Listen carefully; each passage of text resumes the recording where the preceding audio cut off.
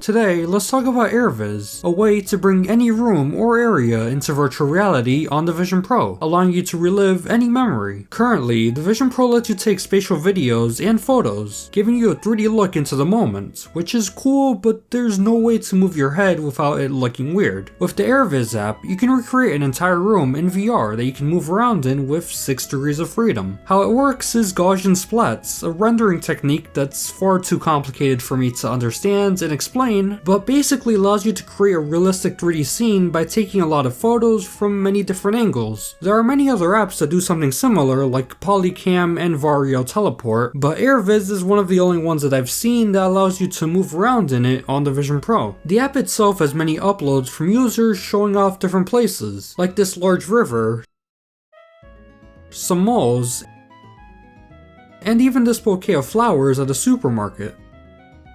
The quality of each scan varies based on how many photos the uploader took of the area and the different angles, which is why some scans look better than others. It's all very impressive, and it's cool checking out even the most random of places. Looking up close at objects, the scans aren't very clear, and if you move too far away from the origin point, it starts to look surreal. As the technology gets better and phone cameras improve, I'm sure 3D scanning with Gaussian splats will also get improved. To test it out, I tried to scan my desk here, which took a decent amount of time. But in the end, it looked alright, mainly because my lights aren't overhead and because the free version only allows for 120 photos for each scan. However, it's still impressive, and it means I get to keep the scan of my desk to view forever. One of the things that surprised me was how some of the bigger scans take a massive hit to the headset's performance, causing lots of warping and low FPS. If you're planning on scanning all of your house or even the entirety of Europe, keep in mind that it'll look good, but it probably won't feel good and may even cause nausea.